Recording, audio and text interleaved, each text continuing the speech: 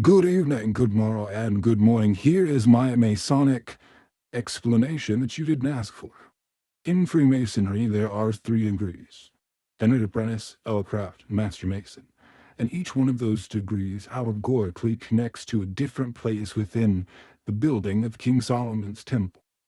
Now, as we're not actually there, we take a metaphoric and allegorical approach to this. And so we look to say that the porch of the temple is where the work of the entered apprentice occurs, because they would haul the stones out from the quarry to the temple.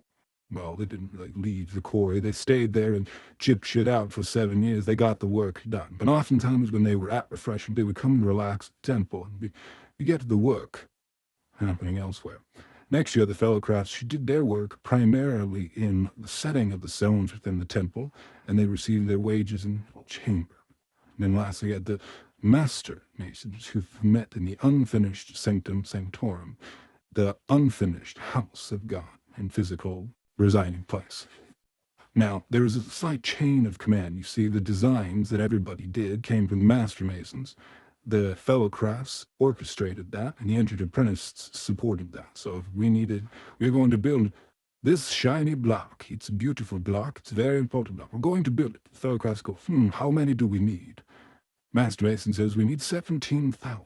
Fantastic. So then the letter goes down to the entered apprentice in the quarry. We need 17,000 blocks. And so they begin chipping away and preparing them for refinement by the fellow crafts, who then fit them into place and begin to put them within the temple, wherein the masters, the overseers, come by to make sure that that looks good, and it checks the check.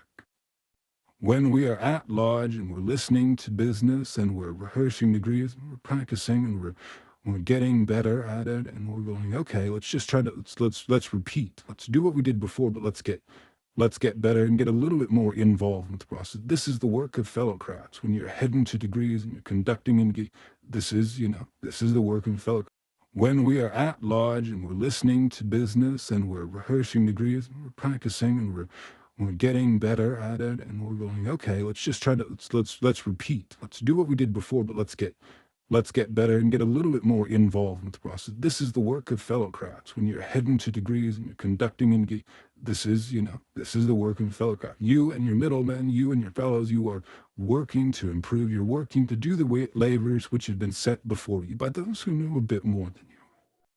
And then there are those special moments where you sit with the rare few, the selected special ones of your craft, of your fraternity, and you sit and have those conversations after that 3rd degree, late night after lodge is closed or long before it opens, and you're having a cup of coffee or maybe a shot, something extra special, and you're talking about the work to be done. You're talking about the future. This is the work of this is the place of the Master Mason. So I give all of this unneeded information to you so that you can have a perspective of what the temple is like. Why is it here? Why is it so grand? And why do we separate the different levels? Why are there different things we do in each? Well, because there's a purpose. There's a purpose. There's a purpose. There's a place, and you have yours within it. If you made it this far, fantastic. I'm impressed with your attentive abilities. You are surpassed my own.